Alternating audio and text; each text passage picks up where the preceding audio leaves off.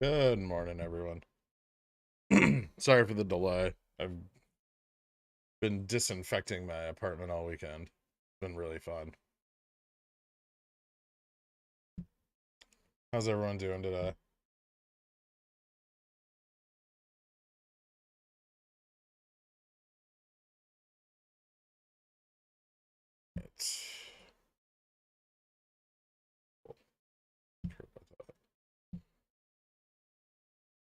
It's just here for the intro. I didn't do that. Why didn't you warn us about Qasim? I did repeatedly. I thought you sold. I thought you made 6 cents. Did you lie to me?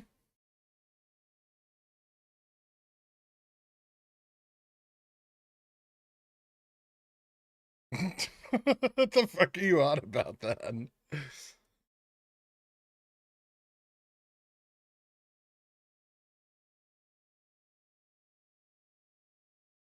Oh.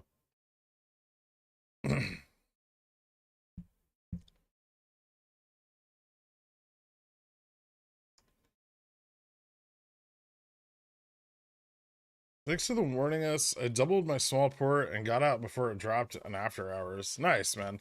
It's still on Reg Show, actually. We'll talk a little bit about it today. Because, well, it's cool that it's still on Reg Show. Cold open, it's about to get real. It's really not.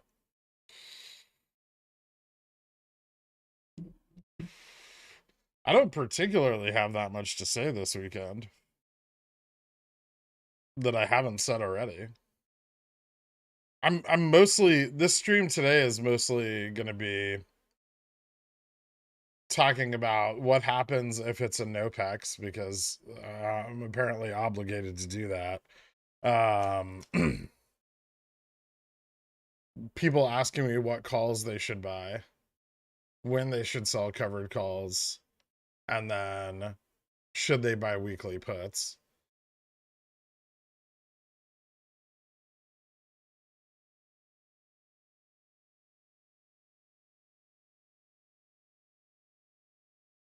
Glad to see you didn't get picked up in the SEC sting of shills. Man, to be fair, those guys are fucking idiots, man. Who the fuck records a conspiracy to manipulate the price of a security? Like, okay, hedge funds do it all the time, right? Incidentally, but to actually just sit down and then to like tweet the SEC a picture of your Rolex, like he's just a dumb motherfucker.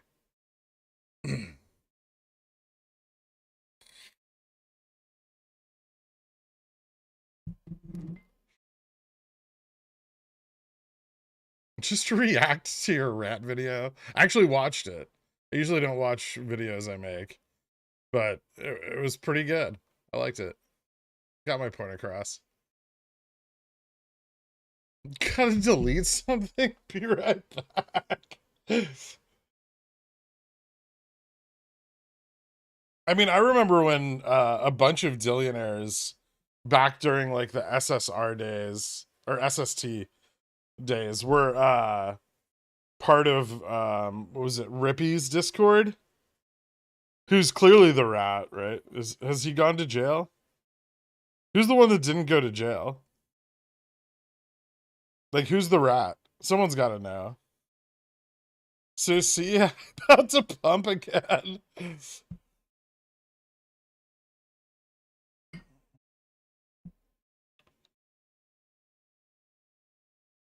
I told everybody, I was like, these guys are pump and dumpers, and everyone was like, no, they give great advice, and sometimes their picks hit.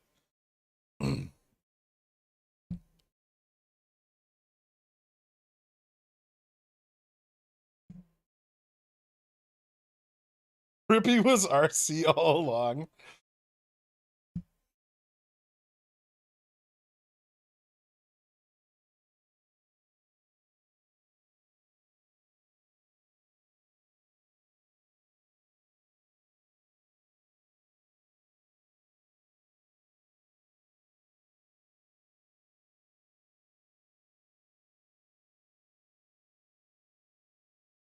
I spent yesterday reporting crypto pumpers. I did my part.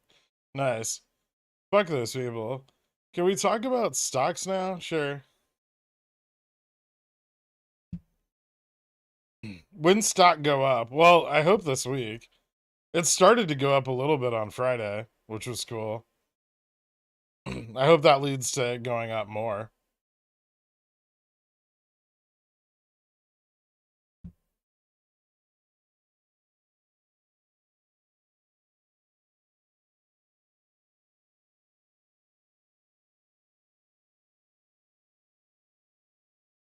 When stock to 60? I don't think that's happening.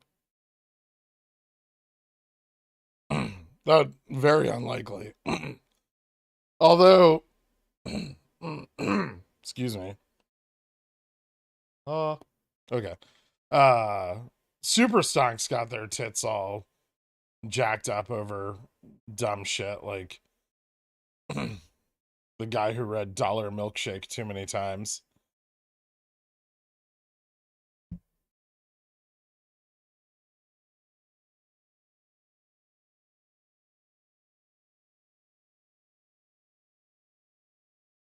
Is Upstart going to $1,000? You son of a bitch. I was half joking. They're around 50% after hours on reverse split news. I know. I heard. I mean it's not on Reg Show. I don't know. It's probably really risky. I saw it pop up and like there was some mention of like it's after hours run and potential reverse split.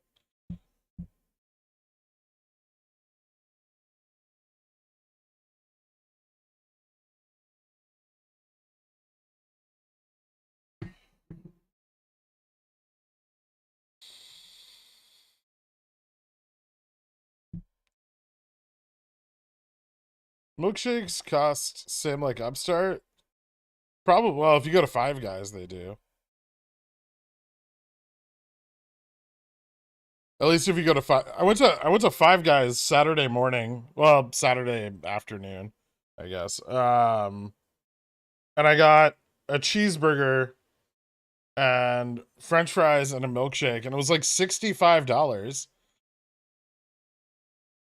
What the fuck?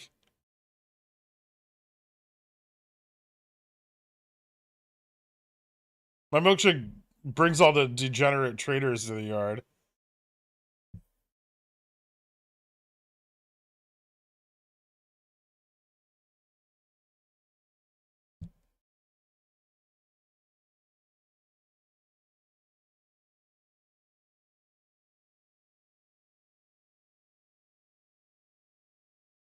If you had scalp Opex with weeklies, would you sell on top of the day because of theta decay or hold them possibly to Wednesday?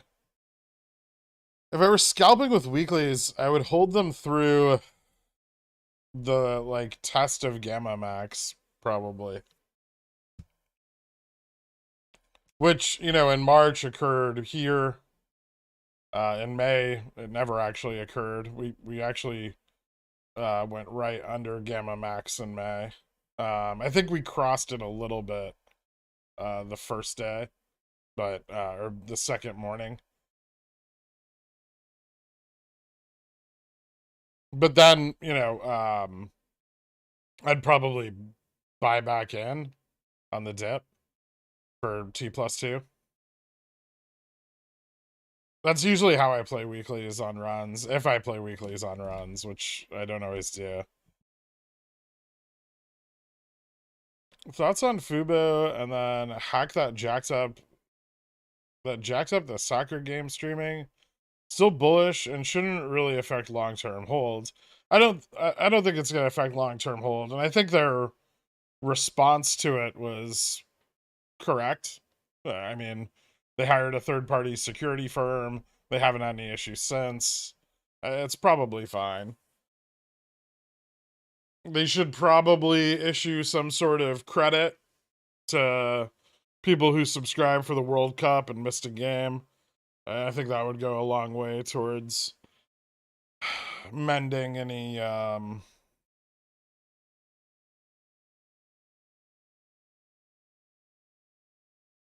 bridges they may have burnt. Any thoughts on Cat going into this week? I'm not playing Cat anymore. I'm not playing the upside. I'm definitely not playing the downside. I'm out of Cat.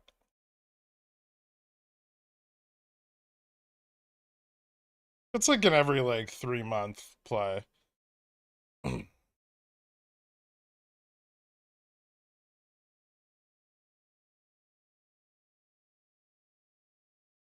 Sell me Hopium Greek. I have $5 left. Upstart looks pretty good. It hasn't had an equivalent amount of liquidity return to mean, but it also has much smaller secondary markets than GameStop does. You know, all of like Upstart's ETF holdings are like 1.1 or 1.2 million shares. GME's are significantly higher. Like GME's largest ETF has like 7.3 million shares.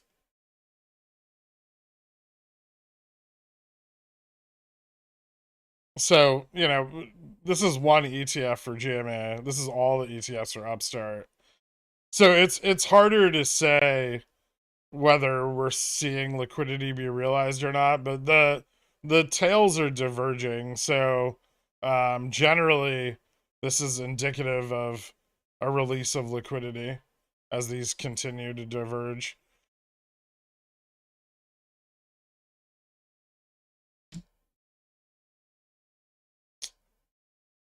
Around November, Opex, you mentioned FUBO repricing might be coming soon. Is that still looking likely before end of year based on options positioning? I think it's possible before end of year. A lot of the FUBO puts expired on Friday. We saw a decent amount of repositioning there, similar to GameStop and Upstart. It may. We may see. I mean, the problem is if we see an Opex, I don't know how long it'll hold the new price for. It may hold it longer because all the institutional owners that have been buying in since like August. But you know, it's still a heavy volatility short, right? So there's a distinct possibility that it returns back to $2 or $3. Is there any possibility of some T plus action with Qasim, or is it finished now? I don't think it's finished. It's still on Reg Show. It's still got a massive pile of FTDs coming in, and it still doesn't have options or ETFs. So, yeah, but it's going to be really risky. There's high inside ownership. There's Class A stock that's exercisable for shares. Um, there's a lot of ways for them to get bailed out, and because there's no options chain supporting the price action, a rug pull on it could be very fast. Like 10% drop into a halt, into another 10% drop into a halt, and over until it's worthless again.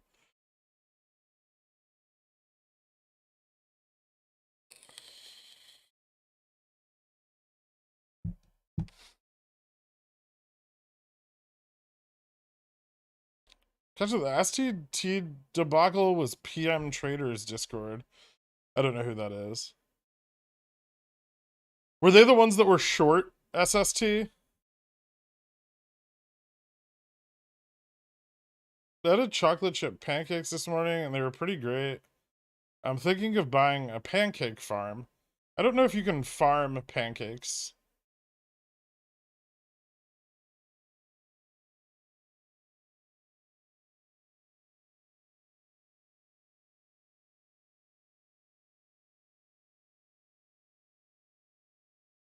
How's SPX looking next week, boss? I hope you rested up this weekend. I think SPX is a little oversold and due for a small bounce. Similar to actually what we saw back here, where, you know, it became significantly oversold. Well, here too. And then bounced into the Opex period as large put positions were not far enough dated. Most of the biggest put positions on SPX were expiring this Friday, so we're likely to see those move forward, but in moving those forward, we're also likely to see a rally. I don't know if we'll test the high range above 4,000 again. We could. If any bullish economic data comes in, which it won't because there isn't any coming up anytime soon, that would be helpful. Or, if anything comes out of the Fed. There's something interesting I saw over the weekend. The Philadelphia Fed revised their job market growth values down like 1,000% or something for Q2 2022, which is interesting and sounds like a huge fuck up. But they revised it from like 1.2 million jobs down to like 10,500 jobs or something like that. These two numbers don't tell the same story about our robust labor market.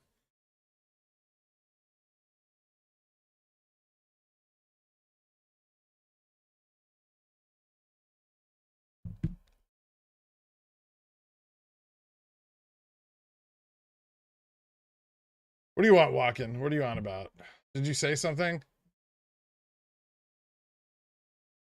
I saw what you posted about me. I don't talk like that.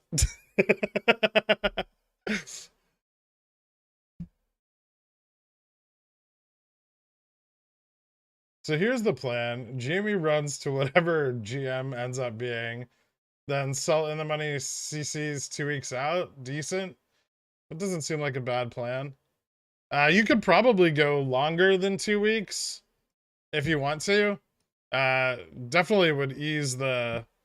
I mean, Jimmy's next earnings week is going to be in March at some point, right? Probably early March. So, I mean, you could sell out much further than 2 weeks,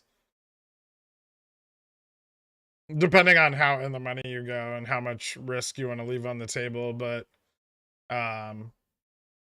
yeah, I mean, you've got a fairly decent amount of time before anything monumental happens there.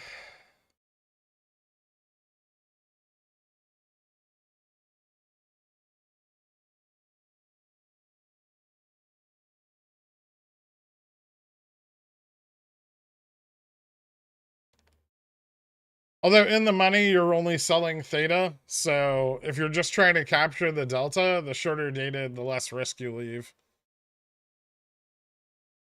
You suspect is most likely for Opex for Jamie and Upstart to continue to be shorted until orders are in for market open Wednesday. That's possible. Yeah. We'll have to see what happens. GME doesn't look like it has very many trading days left before something happens. Upstart could be a few more.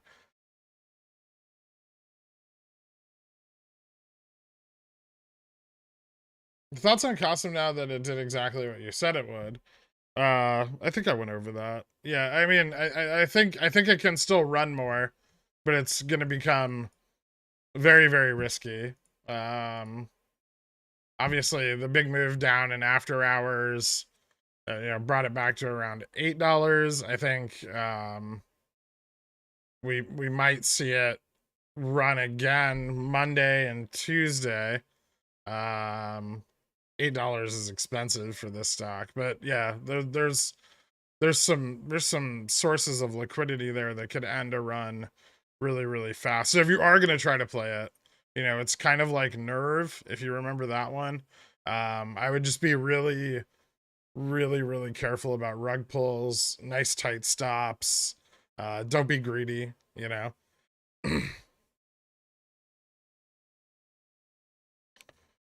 Did we get confirmation that Upstart bought back any shares yet? I know we won't know till Jan 13th and 13F and 8K, 10Q. We won't know till the 10Q probably.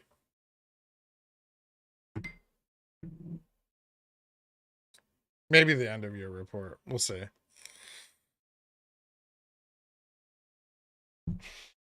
Although I don't think the end of year report's going to report the most recent quarter.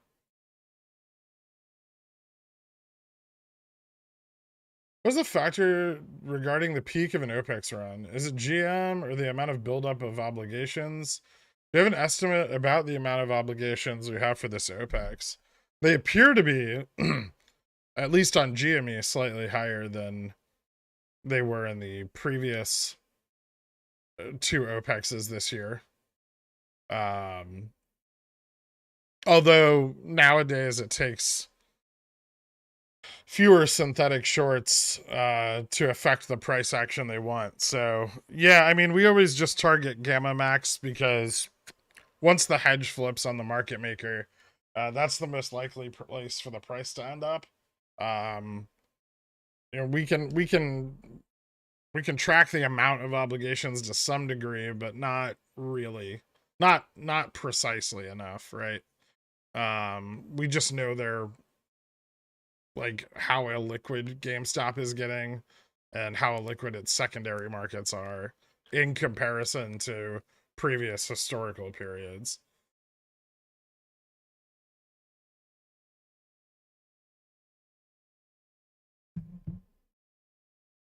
So we can say that GME is more illiquid now. Well, its peak illiquidity was more than it was in March, but that doesn't mean obligations are greater than they were in March.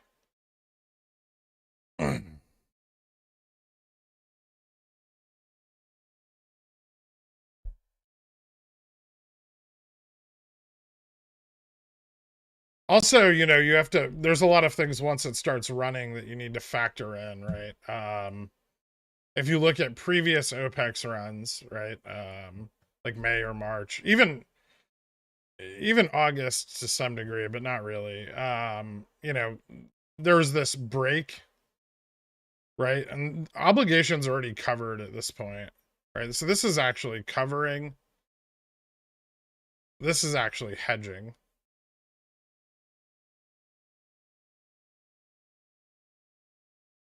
So because so many contracts went in the money here, that forces the market maker to continue hedging and people continue to buy, right? And so you get, you know, a gamma max that kind of moves up, right? So even though we hit gamma max here, we then hit it again here and pass through it. Like I think at the peak of the run in January or in March, GME's gamma max hit like 186, but we tested, you know, 200.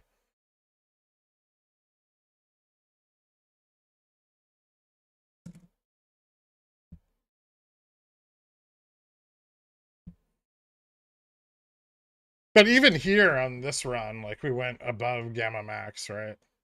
We went like almost exactly 15%, I think, above gamma max on October 31st.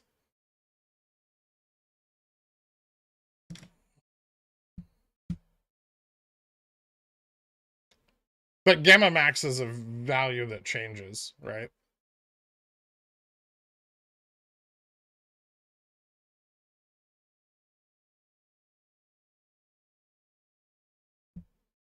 They might, yeah, we might. Well, SLD continues through Monday morning, so we could continue to see prices drop all the way into Monday morning. That doesn't necessarily mean panic, right? Prices dropping through the next AM expirations is not a big deal.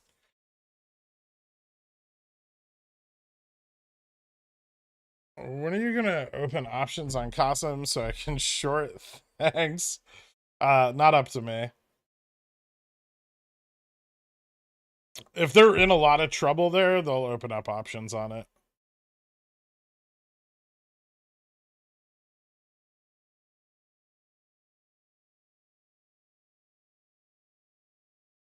Selling CC safe till Feb means you think that no Jan OPEX or a lower high due to market downturn, right?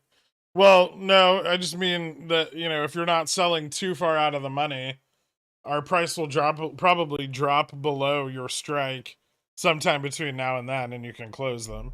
I'm not saying hold them into expiration.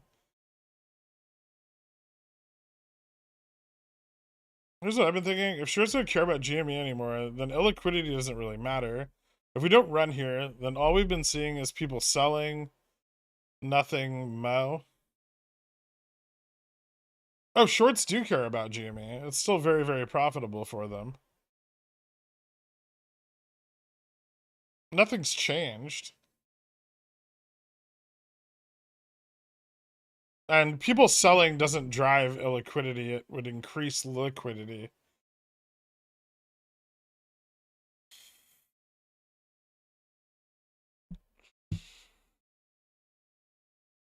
Could end of year tax implications or portfolio performance stats have an effect on whether they cover obligations for an Opex run? Yeah, they could. To some degree. I mean, but there's so many variables to try to consider there that it's probably not worth considering. Every fund is different, and you know how they take their commissions or fees can vary widely. So it's kind of pointless.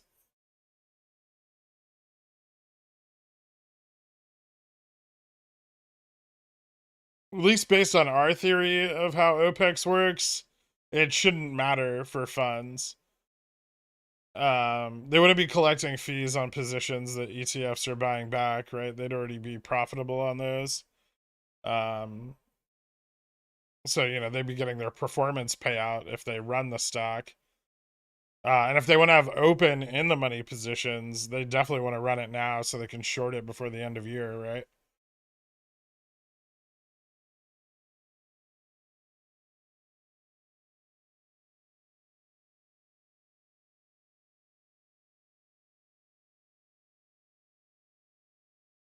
Would in the money puts 120 DT be safe from any type of IV crush? That's the point, yeah.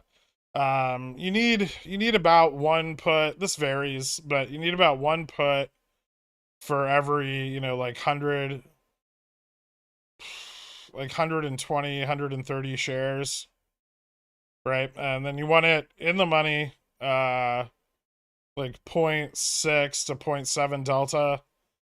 And you want it between like ideally between 120 to 180 DTE. And this contract has very little extrinsic value. The higher you go on the delta, the less extrinsic value you have.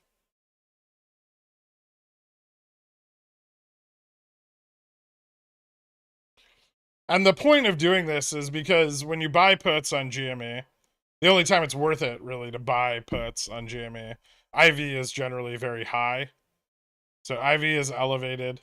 Extrinsic value is ridiculous.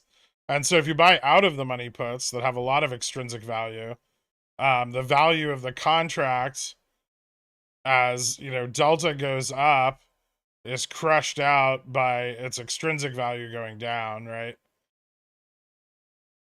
Now you can buy out the money, but you're still going to lose a lot of value in IV.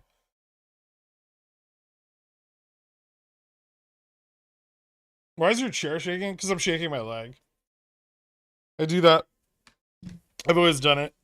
I don't have restless leg syndrome, according to my doctor.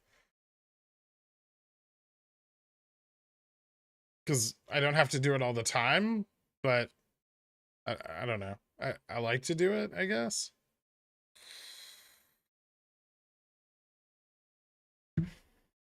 It'll depend on how caffeinated I am.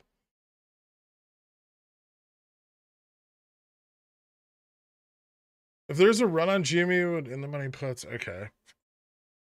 Dude, thanks for what you do. I talked to my broker, we're friends, and he gets blown away by the Gurk plays I tell him about. He still can't play them due to the high risk. Yeah, most of the stuff I pick isn't great for nobody in an institution can get it past their desk, but some of the like longer term buy and hold stuff is. You go to the strategy that have been foolproof for all OPEXs that we went over Friday. Something about buying 5% from the low and selling 5% from the high. Yeah, Carl, I'll post him in the Discord, but Carl went over like a few scenarios for OPEXs, right? If we highlight OPEXs, like, well, we have them highlighted here, but yeah, basically if you buy, any time during the low period, even for non like F-man OPEXs, right? Like here we look at like June and July, right? And yeah, May and August are obvious. But even these are, profitable into the peaks, right? Like that's a significant move. It may not seem like it, but it is.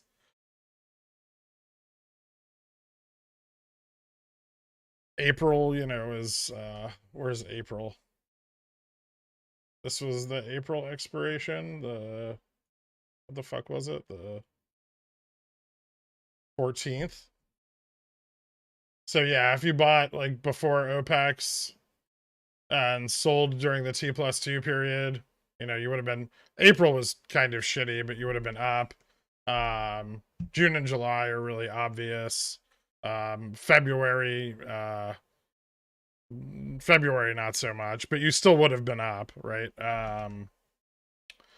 January most definitely. December slightly.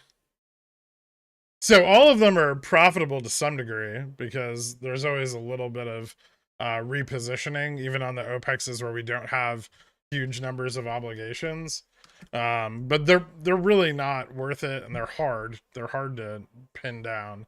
There's probably better ways to capture them, or there's option strategies that you could use that expose you to you know smaller increases in the underlying while limiting risk, like spreads.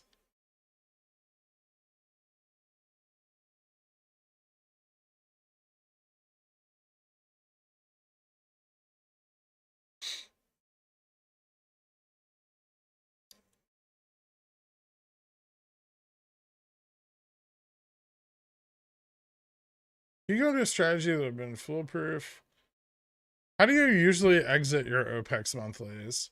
I usually exit the extrinsic contracts first because their value is fleeting, right? And then closer and closer until I'm just managing in the money contracts, which are obviously easier to manage. They have more correlation with the underlying's price.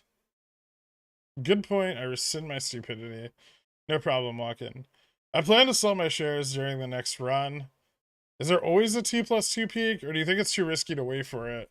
What indicates whether it will happen or not? It depends on the number of options contracts that go in the money, right? So what you're looking at there is, you're looking at gamma exposure on the market maker as more and more contracts go into the money and need to be hedged after the fact, mostly weeklies actually, because they create the largest amount of gamma exposure. But yeah, I mean, if enough strikes go in the money and the market maker's overall gamma exposure is really high, then absolutely.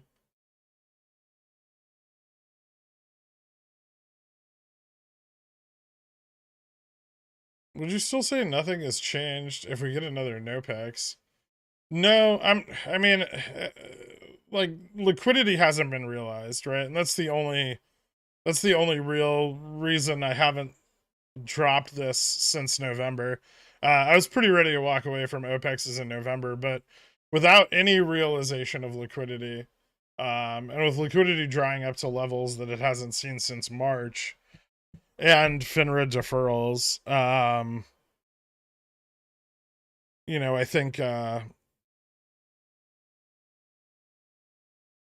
think I need to see that liquidity resolved, right? Before I can say absolutely not, these are dead.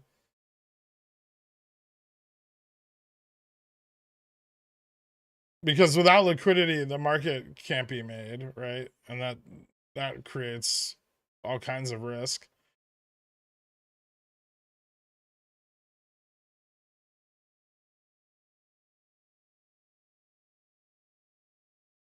But yeah, I mean, if we don't run now, I'm definitely gonna switch my OPEX strategy to a short volatility position without any long exposure. So I would simply wait until it runs and then sell covered calls. I'd still watch them, but not as closely.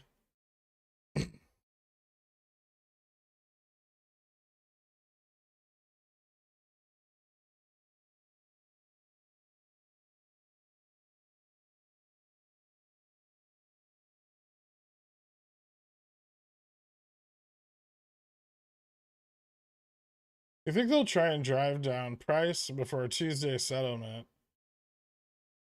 Maybe. Yeah, that's very possible. You buying any weeklies tomorrow? I don't know yet.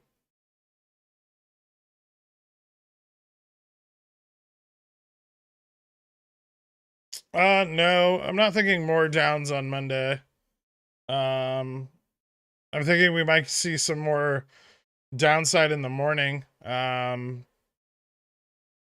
But there were a lot of in the money put positions closed out Friday in the AM and PM, like the weekly and AM expiration. So I think that's going to drive a bit of a bounce.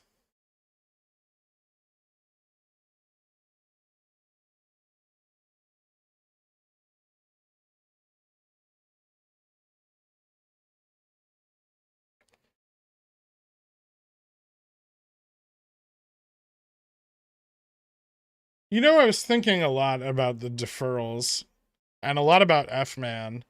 And here's the thing that's never made complete sense to me. Now if you're an ETF, right, and you have 4 million shares of GME, right, and you're lending those out and you're writing forwards against that negative balance. So say you have, you have 4 million shares, but you're negative 6 million, and you're writing a forward for 6 million shares of GME.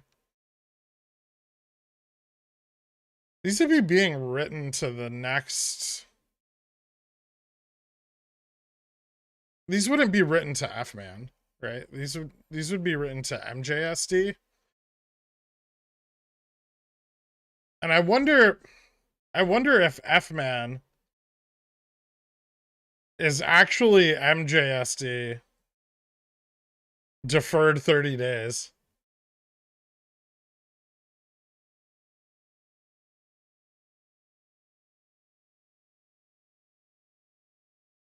Because F-Man is Feb, March, August, November. MJSD is March, June, September, December. This is quad witching. This is triple witching.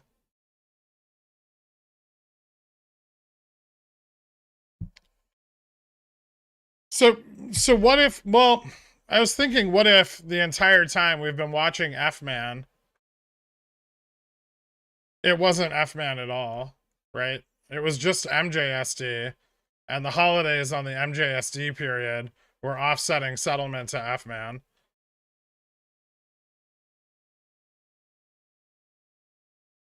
So December to Feb, September to March, or sorry, September to November, March to May, June to August, September to November.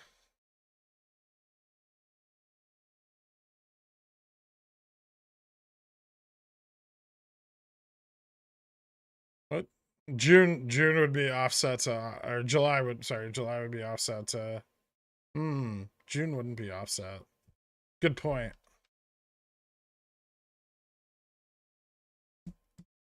Nothing in June though. June is it's March, June, September, December. Yeah, June would be offset to July. Which this year kind of works, but not really.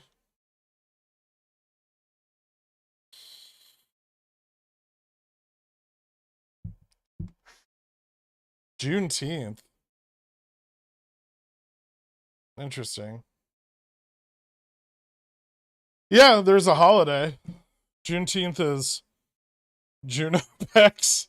Um, it is as of last year.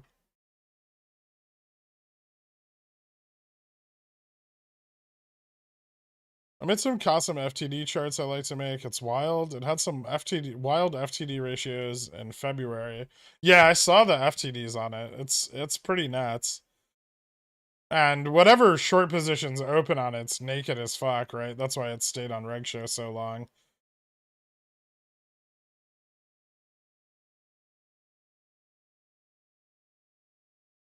Is looking at the net skew adjusted gamma chart for GME on the daily accurate enough to look for a rough amount of options going in the money? No, that wouldn't indicate the number of options going in the money at all. It would indicate the skew of the gamma of the options going in the money. That doesn't actually tell you the quantity of options going in the money. For that, you need to look at OI. What is the scenario for liquidity being returned, but nothing in price improvement? It's not possible. You can't have both. Never have we seen liquidity revert to mean without price improvement. Even if it's brief, like don't get me wrong, events like October 31st or like January 7th, November 3rd. These types of events do restore liquidity, but they're also very high in volume, right?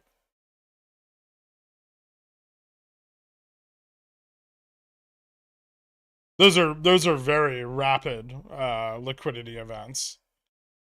And that's because all of the liquidity from these is flowing into one secondary market, right? These are all like Jan 7th. I don't even think that's Jan 7th. I think this is Jan 7th, right? Yeah, this is Jan 7th.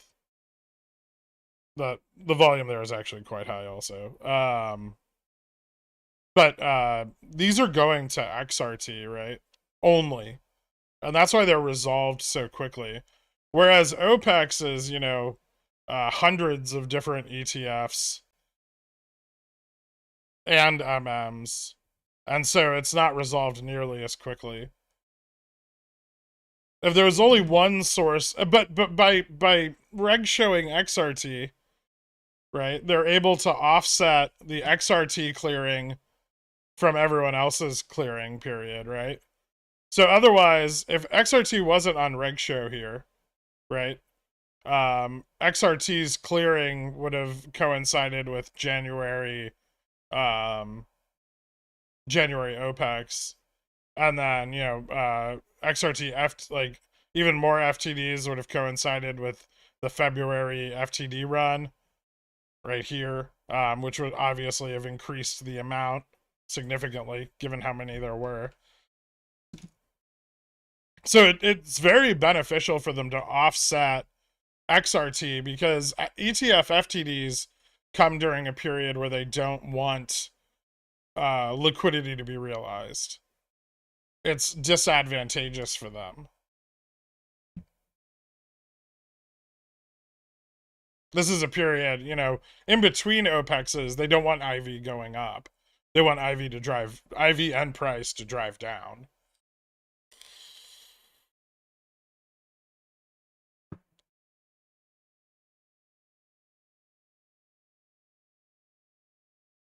Like 200% fails. Damn.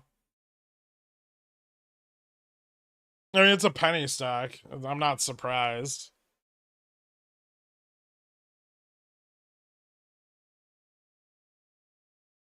So they offset the offset.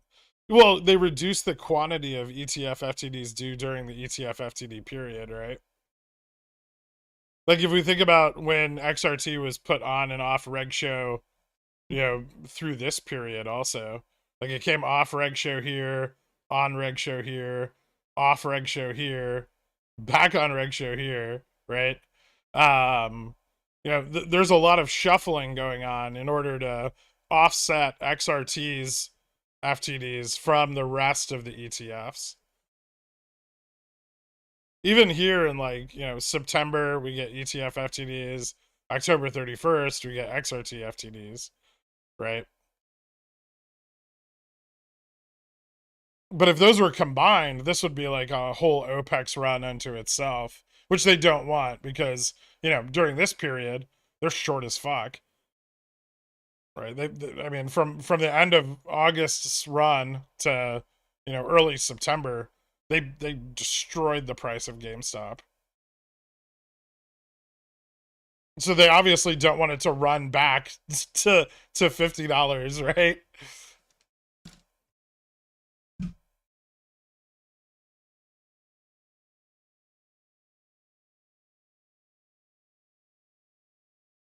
Juneteenth is not because of Ken Griffin.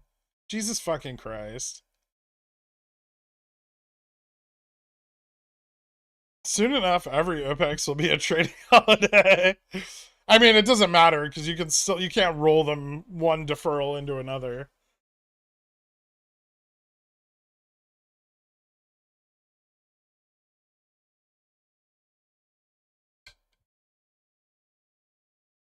But June does have something unique. June has the ETF rebalance. That's the yearly rebalance period for Russell and S&P and MSCI. So there's a possibility that June never has obligations, right? Because they clear out all the obligations for the yearly rebalance, then they start shorting again in August. Ooh.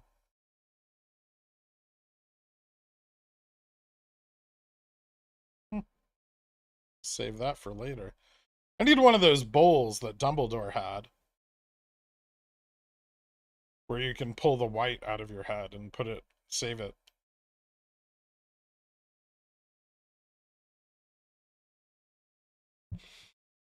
All this talk points to a broker-dealer doing this stuff. Well, just an authorized participant. Like I said, probably Susquehanna.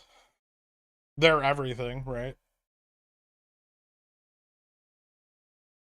But we know kind of who it is, right? At least we know who. Like when we say they, I think our definition of they is far more specific than super stonks. Like we're really talking about Citadel, Susquehanna, Two Sigma, Senvest, Nomura, right?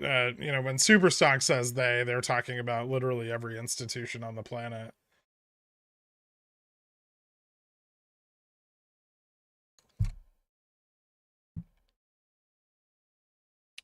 Worth playing Cosm? Maybe. Really risky. Careful with it. Definitely manage risk, right? It's probably worth it, but probably want to manage risk. Remember, no one could sell Friday, so they had a big advantage running a bunch of volume then. Let's see how the rest of overnight CNS plays out into Monday morning. That was a lot of fucking volume for such a tiny float.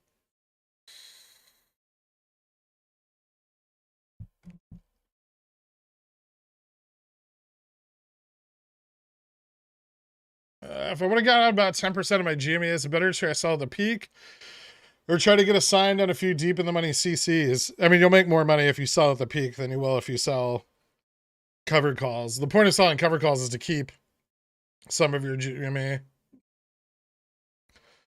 So if you're selling in the money covered calls, you intend to keep the position. Otherwise, you would just sell.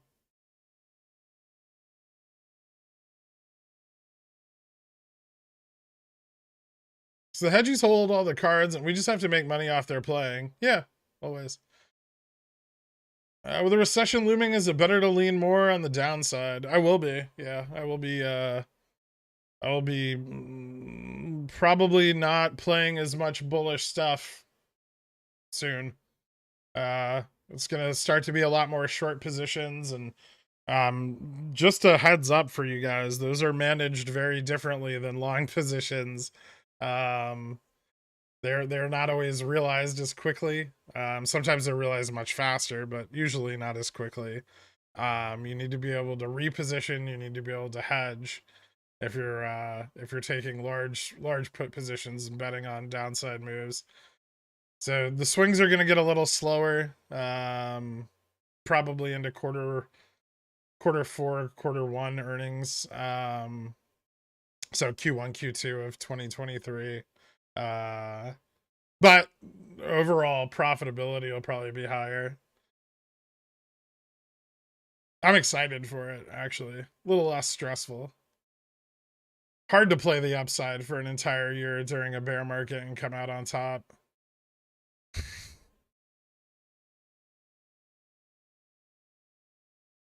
Will they always be able to offset XRT obligations as they like?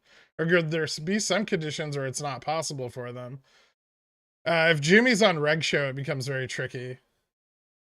Because there's no reasonable means of locating shares. But I don't think they'll ever let GME go back on Reg Show. Not unless they're stupid. Or someone fucks them over by going massively short.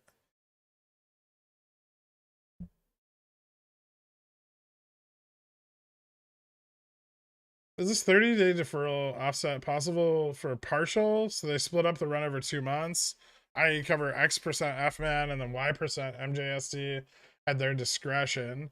I think ultimately they can cover whatever they want at any time, right? And I think that's what we saw as we saw them leave positions in June and July and August, right? So I think June, you know, they blew off some of their positioning.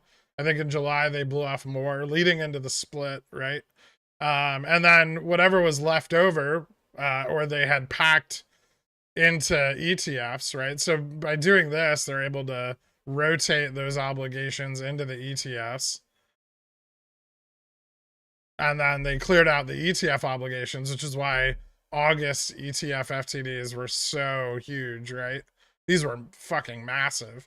I mean, several orders of magnitude larger than any other ETF FTD run, right? But then the Opex obligations were tiny, right? And then they started building new obligations here on the other side of the split. But I think a lot of the things that people look for aren't what they think they are. I mean, there's still a large portion of people that think Opex equals FTDs. It doesn't. FTDs are a byproduct of synthetic positioning. These are not ideal for them. They would prefer not to have FTDs, obviously. And with the split, we have significantly fewer. But that doesn't mean that the positions are gone, right? They're simply just not failing them because there's so much more liquidity.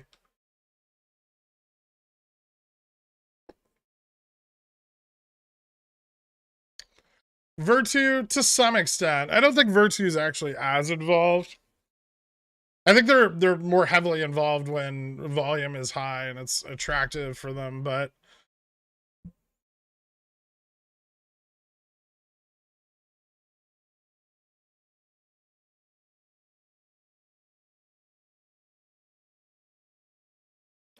do you have any forward guidance on the Gherkin Dill Nut Mix and Spicy Nut Remix?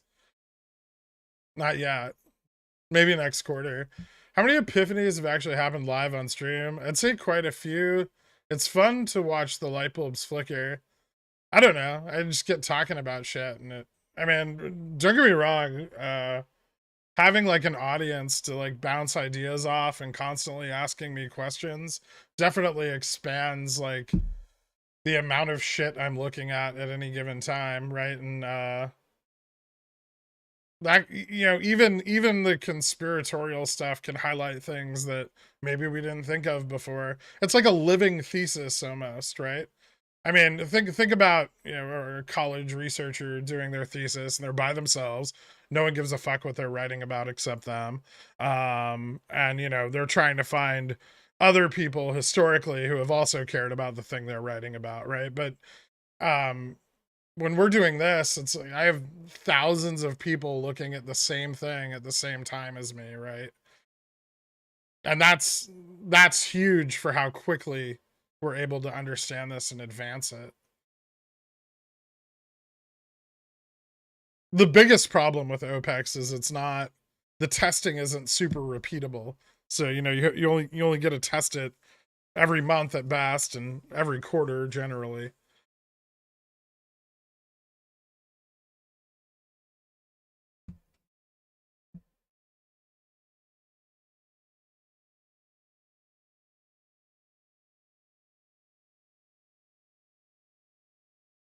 Some more buy and hold plays, maybe. Although some of those are going to be getting deep in the money. Covered calls sold on them pretty soon.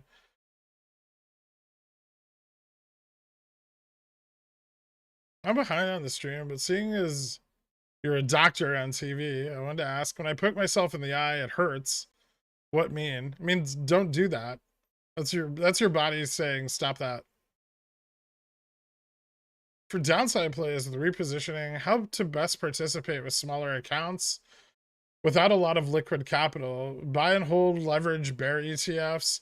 Yeah, in the event of a crash, leverage ETFs are a little risky, but safer than ETNs. You don't get as much leverage. Something I see people do a lot, both in Dillionaires and in the poor chat, is instead of getting a better contract,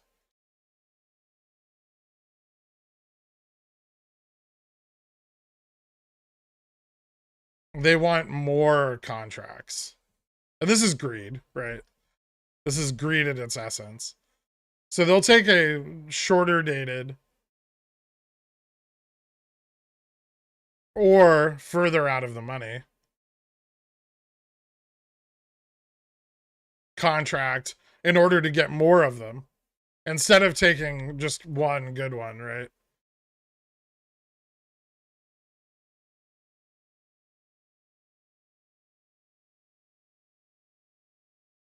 And that's it's tough. You all know who you are. It's all of you. At some point, everyone has done this. I've done it. Everyone does this at some point. And we'll repeat doing it. And sometimes it pays off really well. Sometimes it doesn't, right? But it always adds risk.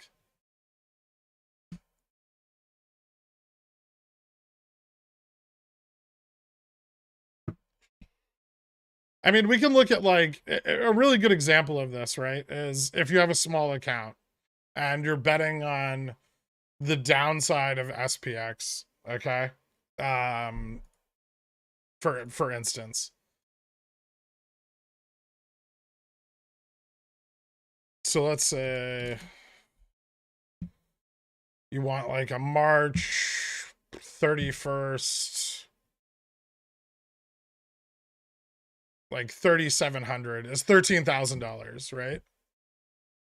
But if the market drops to 3,200, you're gonna 300% that one contract, right? Versus, getting $2,700 contracts or let's say $3,000 contracts, and you could buy 10 of them, but the market needs to drop significantly sooner and faster for those to ever realize profit, right? So, on the 10 contracts, you might not make any money. On the one contract, you might 3x your money, provided you're spending the same on both of them, right? So, don't always think that having more contracts necessarily means you're going to make more money. Would you do another thingy with Houston? I don't know, man. I heard he's gone full conspiracy with the MMTLP shit.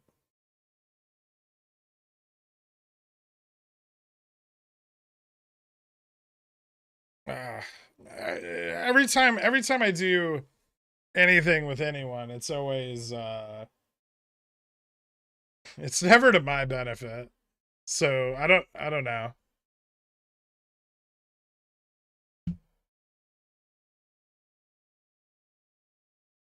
You mentioned there was a covering period and a hedging period during Opex and a break in between. What's the best way to play monthlies there? Hold all the way through? Yes. You can hedge, you can increase exposure with shorter dated contracts for the upside. You can switch from monthlies to shorter dated contracts, so you can take profits on the first test, remove your risk, and then risk a smaller amount on shorter dated contracts for the less stable and shorter lived continued upside.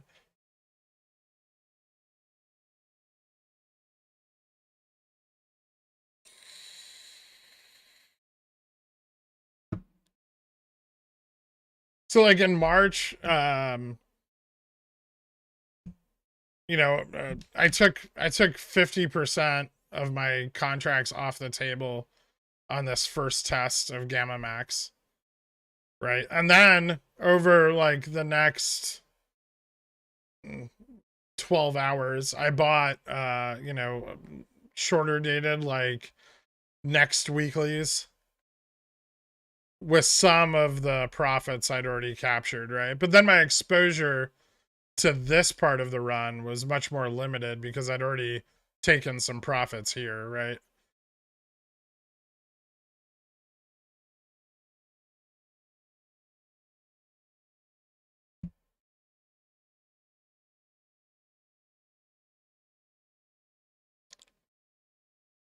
Becoming part of a hive mind is what I wanted when I grew up. Congratulations.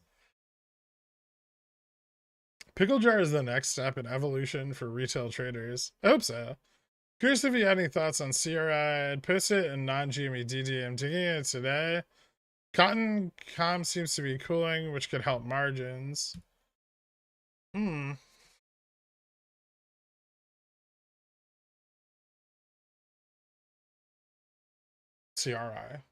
Sorry.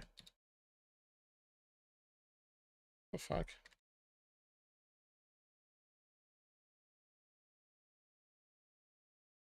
Orders.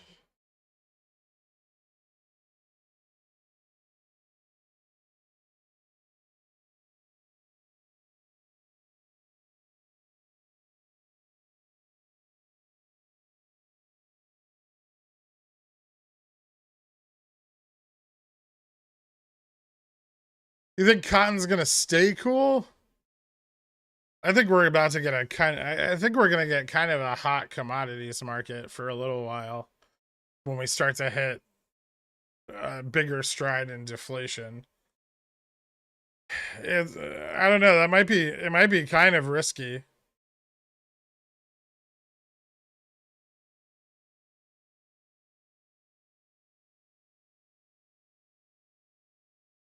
The price is good. I mean, I can't argue with the price, but I would be worried about the commodities market heating up.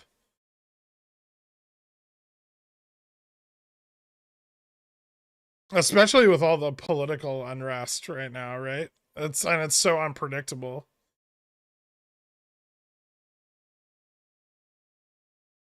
I think that should at least factor into your analysis. Or maybe it has. Looking sub 60. Okay, so I mean sub 60 I agree is definitely stronger, but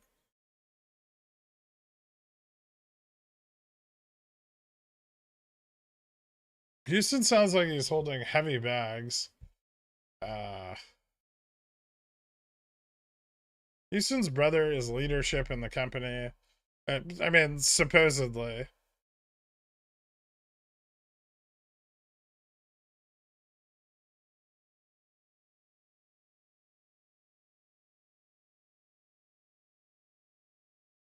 Honestly, you shouldn't collab. You have a specialized knowledge, and the learning curve is too high for anyone who's a YouTuber. If you brought in someone as a guest from the industry, maybe.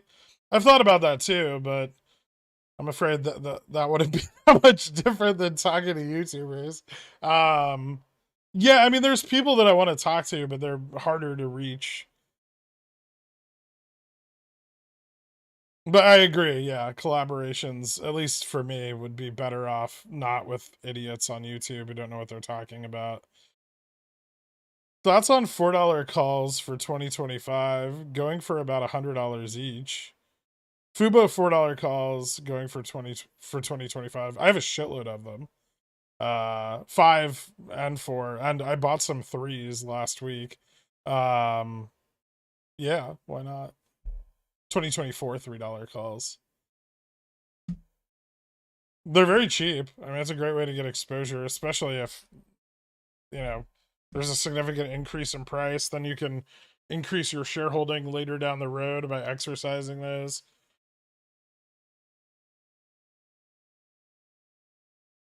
There's nothing wrong with having leaps on something you're bullish on.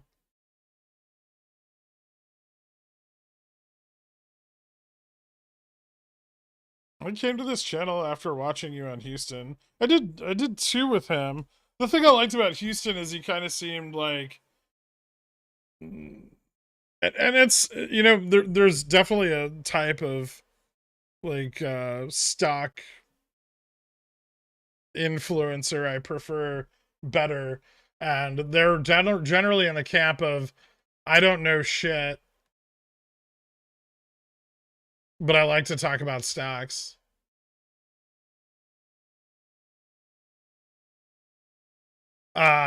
The other camp is I know everything.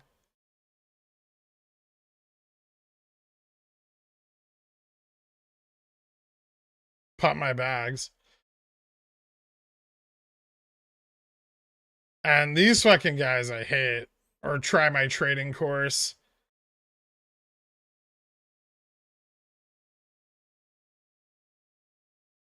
Whatever, just fuck that. So yeah, like guys like Houston and at one point Trey, I had more respect for because at least they were honest. Like they're like, yeah, I don't fucking know anything. I just like doing this.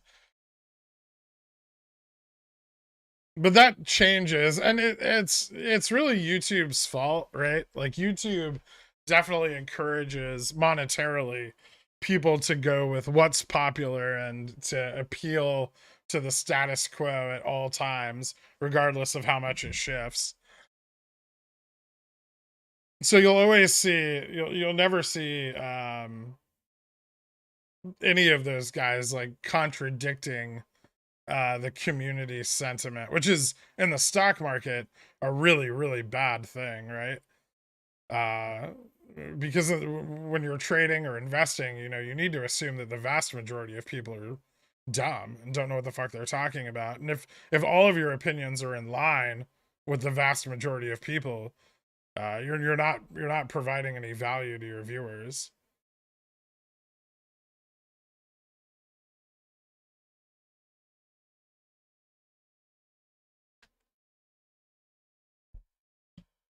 Is it possible to sell CCs on whatever possible run we get, then sell shares out from under the CCs? If you can, how risky would this be? I mean, it's extremely risky.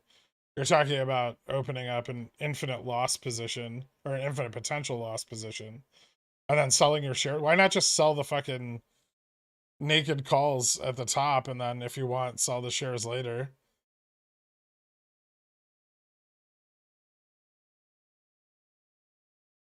You can hedge naked calls. You could just, use spreads.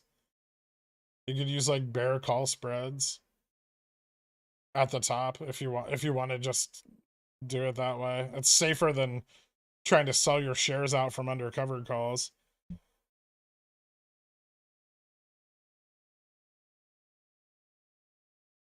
I recently learned I want to be acquisitive when I grow up. It was a good word, right?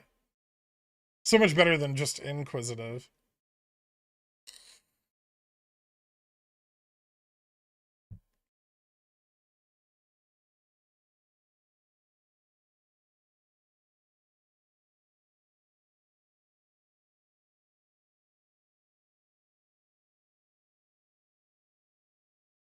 Sandridge and Journey Energy. You gonna DM him to me?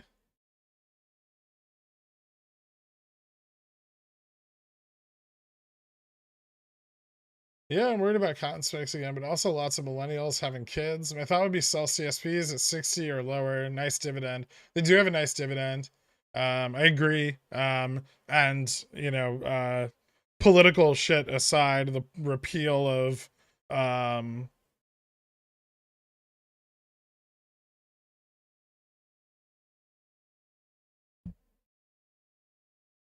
uh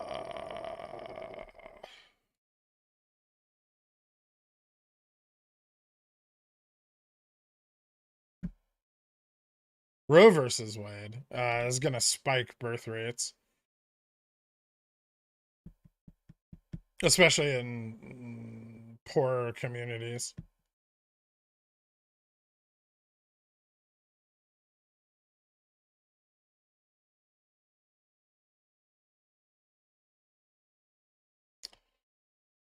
Commodities are going to get more expensive, especially food. I'm still long wheat, Dork, and JJG, but I'd love to talk to Kenny. I don't think he'd tell me anything, but I'd love to talk to him. Although, sometimes it's better to stay in the shadows as much as you can. I'd have to think about it.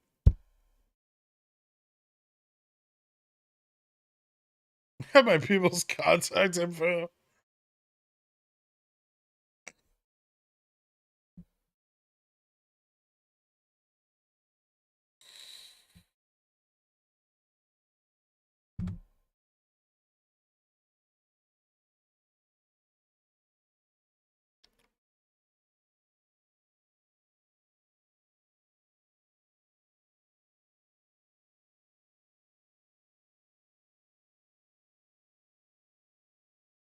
Trade spotting's slightly more knowledgeable. But he's slowly becoming the antithesis of everything that I do here. So, probably not again. I don't hate Houston, but he just gets too caught up in the bullshit.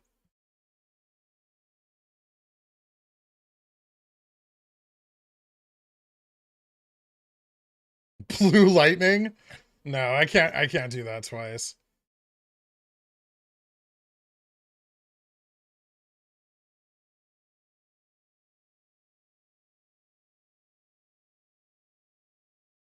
Same like mainstream market news coverage. Yeah. Honestly, and that's the worst thing is that the best content for like macro analysis or trading analysis is just people reading like the news, and that's also fucking useless, right? They're like, oh, I got a Bloomberg subscription, I'm gonna sell it to anybody who's gonna watch my videos.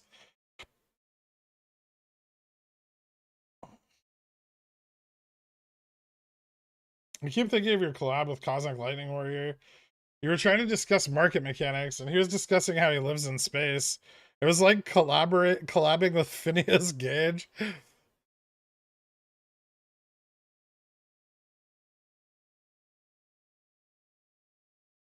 Those are a relatively easy and free way to see daily change in options OI by strike and maybe expiration for someone who's not good at it yet. I'm afraid, but I'm afraid not, but maybe there's something. Yeah, I mean, you could use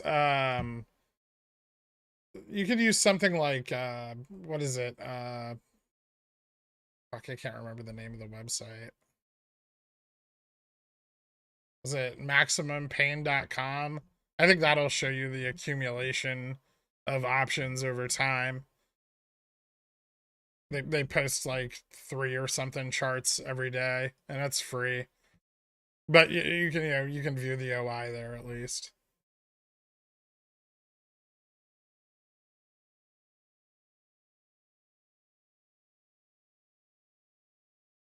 The majority of traders have been failing since before YouTube. Yeah, but there's a lot of ways to trade that aren't so risky, right? That don't have such high failure rates. And I think that's something that no one really wants to highlight because no one wants to watch it. It's boring. That doesn't mean it's less profitable in the long term. It's just less fun to talk about.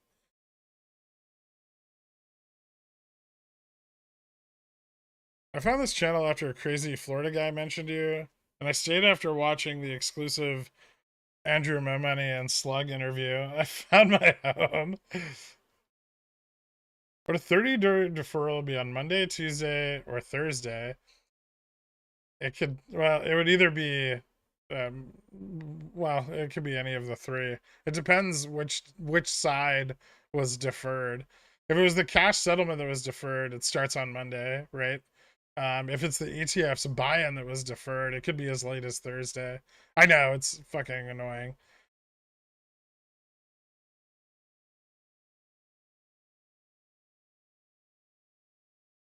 Although I think the rate of realization and liquidity indicates like Monday or Tuesday.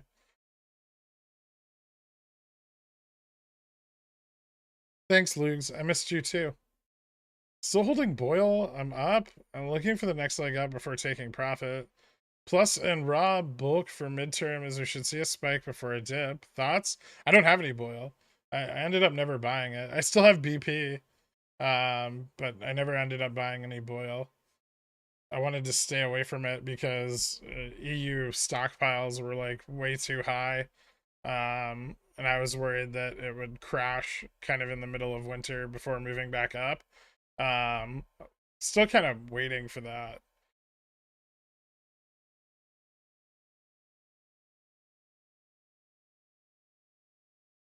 Who are the people you ideally would like to collab with on stream? Smaller fund managers, academics.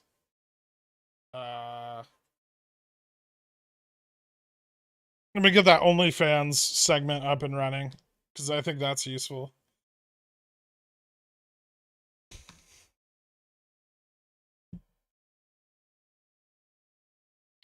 If you're in the shadows, you can't be hit with a bedpost. Exactly.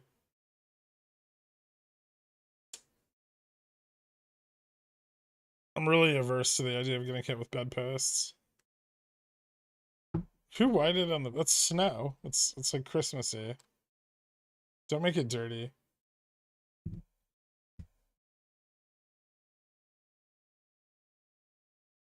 I think you banned from DMing you on Discord since you didn't react to my last two messages, but I'll send you the ticker anyway. I definitely didn't ban you from talking to me on Discord. I might not have seen your last two messages. I usually have like a lot of unanswered messages on Discord.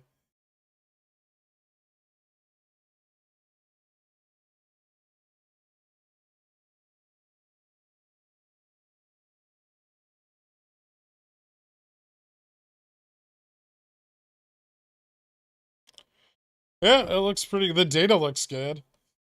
We'll see if it happens.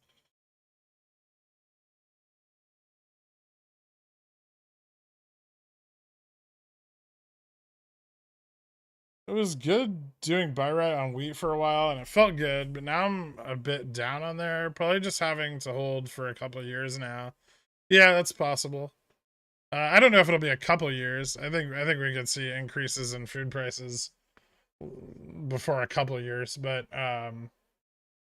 you can always get out and reposition on short-term spikes. Anytime any like news gets brought up with like Ukraine's wheat supply, it generally runs pretty hard.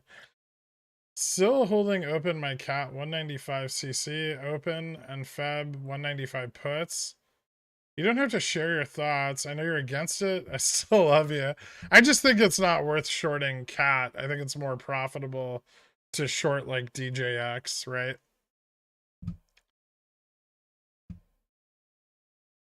Or DIA. I mean, either one. It's just more profitable than shorting cat directly.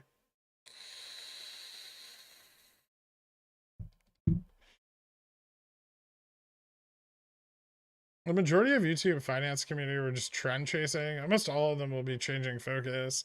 Most of them will disappear. It's a recession. Nothing kills people's desire to trade like a recession.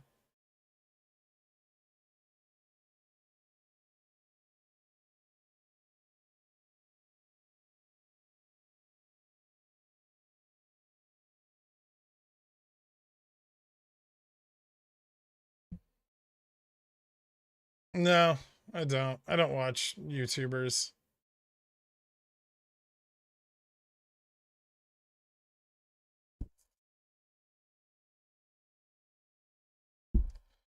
Thoughts I'd never realized GME split shares and single stocks ETFs, SPY div, XRT div. Maybe, although I think the latest 13F reporting shows that most of the ETFs that needed to buy GME bought it. Liquidity was a trade, but most people end up trading on emotion, be it rage or arrogance. I know it's blown up my port. Yeah, you can't allow emotion to factor into your analysis. Maybe. That might be a bad idea for us to flex. Diversify portfolio of index funds, purchase at fixed intervals. Woo. So much fun. All right, guys. So my next buy-in is in 4 weeks. Getting pretty stoked to retire in 23 years with you guys.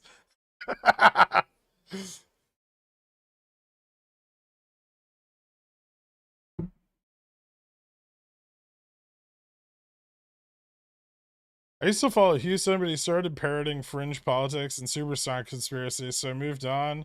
Also, I sold my MMTLP. It reeked of a cash grab or other rug pull setup. I mean, it was a cash grab. That was the point of it. Even buying XLYD would outperform 60/40 and still be somewhat diversified. Yeah, it's true, and it's complete shit. When wanting to compare the movement of yen and the dollar to the SPX, which tickers would you use? Dixie, USD, JPY, or maybe JPYX or something else? I'd probably use Dixie and USD, JPY.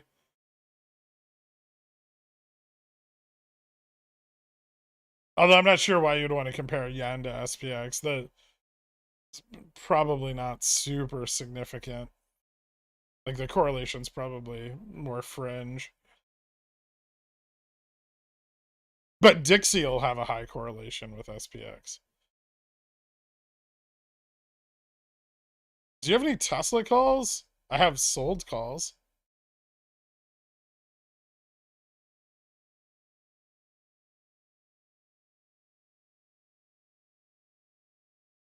I'm gonna pull those back probably tomorrow morning and then see if I can sell them super deep in the money again.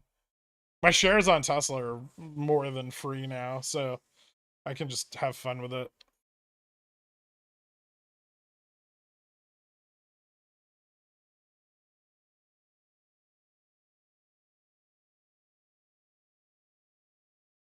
What's the less fun way? Theta Gang, SPX credit spreads? Yeah, stuff like that. I'm testing the LQDW ETF. It looks like a good fixed income option. Might be. Yeah, I would like to talk to a few of the guys that have discussed ETFs in the Wharton seminars. Shockingly hard to get a hold of, and I've tried.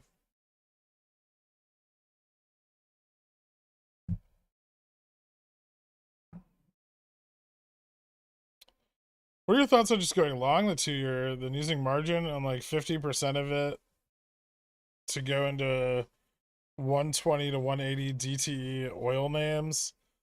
Thoughts are Fed will probably pull back rates within 6 months and oil VWAPs. Why not just go into oil like futures if you're going to do that and then get more time on them?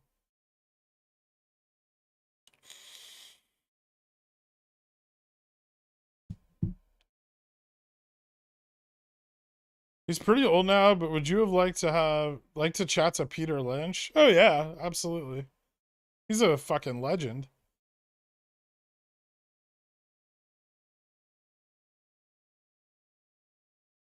How would we see an Opex this month when FTDs haven't been that high? You don't need FTDs to have Opex. Popcorn trader. Opexes generate FTDs. FTDs don't create Opexes. I saw an article where if your dog's paws smell like corn chips, it's because of yeast. I'm in my car by myself with no corn chips and no dog, and I smell corn chips. What mean? Clean out your belly button.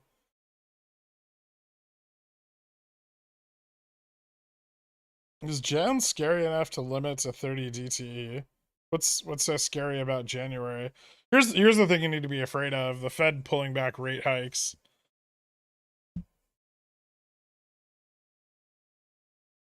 That would be the big fear.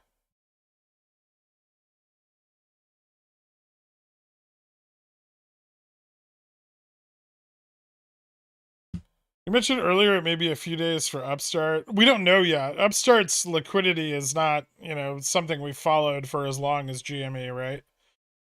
It looks like Upstart's liquidity is beginning to mean revert. It looks like historically that has happened far more rapidly on Upstart than it has on GME. Those crossovers that we're talking about, right, where you see, second market liquidity improving and GME liquidity improving, right? And we start to see, more accelerated moves to mean, right? On GME, these are really obvious because GME's second market liquidity is huge, right? It has tons of liquidity and lots of ETFs. And so we see the realization of liquidity before we see an effect on the price of the underlying. XRT has a very small amount of secondary market liquidity, right? And so when those cross, the expansion can be very rapid. And we just don't know yet. We do know that that liquidity kind of bottomed out, and it is starting to diverge a little bit. How rapidly this happens, we don't know. It could be 2 trading days. It could be 10 trading days. Uh, Upstart has begun to pick up correlation with Opexes. If we look at the chart, and we go back here to like May, it ran into May Opex in the ETF FTD period, and then it ran like right after again, which is very odd, right? Um, it ran in during the August ETF FTD and Opex period. Um, it ran a bit for the September FTD period right here. So there are some correlations. March it had a fairly significant run from a low of like 86 up to 134. But then again, it also ran here in April going into their earnings. Um, so there's some correlation, but not enough that we're confident it's going to move exactly the same way as GME, right? It is a different position, different play.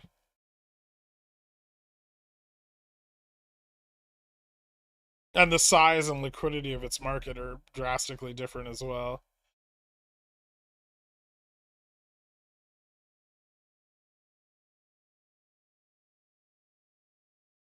The Fed halfway promised they wouldn't do that, though.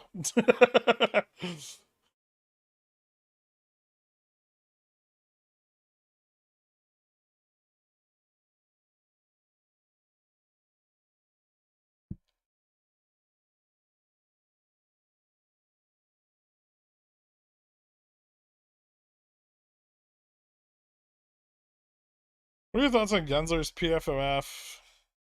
POF auction system that will allegedly make order flow more competitive for market makers? He's allegedly pushing something like this forward soonish. We'll see. I know that the big market makers aren't going to be happy with getting some competition. Could smooth out spreads. We'll see how much of it actually gets adopted.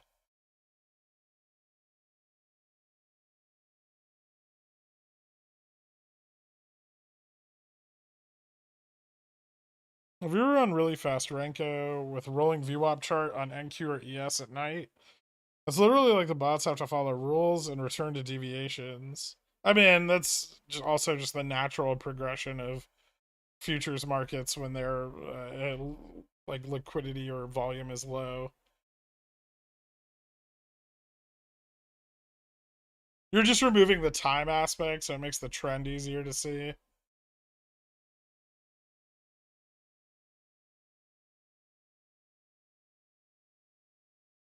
All right. I think we've covered the things we're going to cover today. Yeah, I could take a look at one more. IHS telecom towers. Duh. I mean, I don't like this at all. Not only does it not have enough historical data to do any kind of analysis on, it looks terrible. They've picked an awful time to IPO.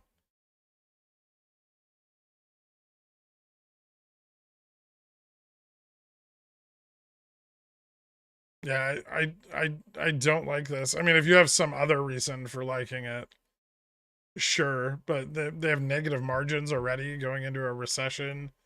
Um, pretty obscene amount of current liabilities, 1.45 billion. Um,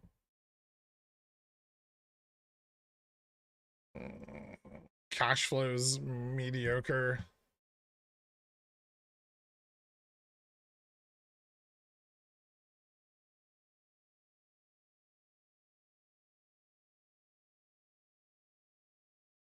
Growth is okay. I mean, it might be a good entry for like a buy and hold, but I need to know more about the company.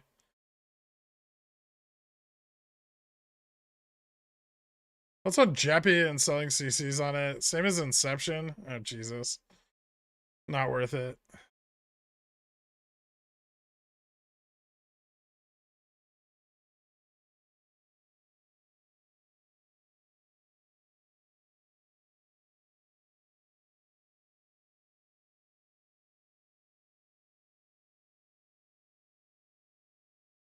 Yeah, no problem, Doctor Cyborg. Thanks, Christopher. CC question again. If run, then sell half my CCs. Wait T plus 2, then sell the other half. The same as smart. What would a T plus 2 plus 2 plus 2 look like? Or would that be impossible? MOAS. I mean, no, we had that in March. We had, we had T plus 2, settlement, plus 2, another run, plus 2, another spike. So it's not impossible, but you do need a lot of volume to get 3 of those. Yeah, I mean, even May had that to some degree, right?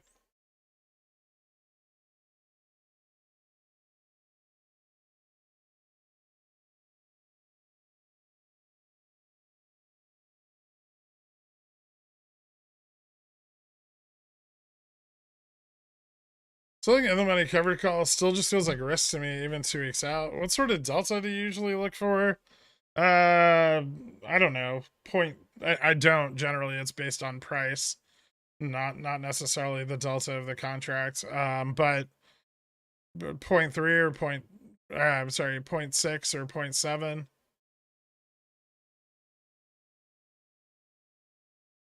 to dodge assignment. But yeah, you can sell them out for longer. Of course, it's risky, but your chances of assignment are pretty low the more theta you sell. Because no one's gonna buy the theta and then assign your shares, right? And who gives a shit if you get assigned at those prices?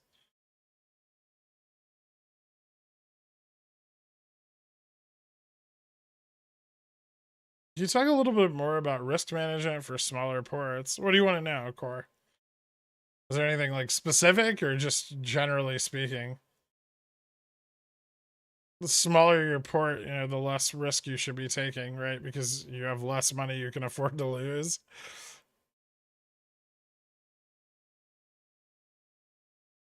Which means you're going to miss out on or get stopped out and miss out on a lot of opportunities, but that's just the way it goes, right?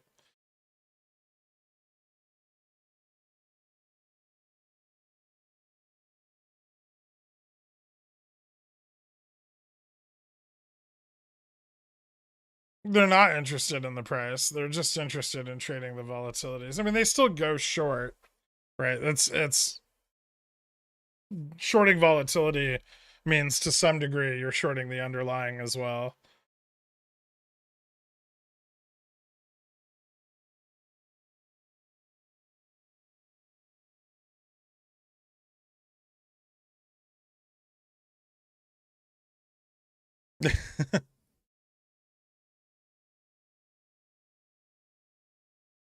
All right. Thank you guys so much for tuning in. I'll see everyone tomorrow morning. If you had a question and I didn't get to you, you can DM me on the Discord and I'll try to get around to it by the end of the day. Pickles Picks will be out tonight, as always, around 12-ish. I'll see you all bright and early tomorrow morning. It's going to be a fun week. I'm excited. Thanks, guys. Have a good weekend. Later.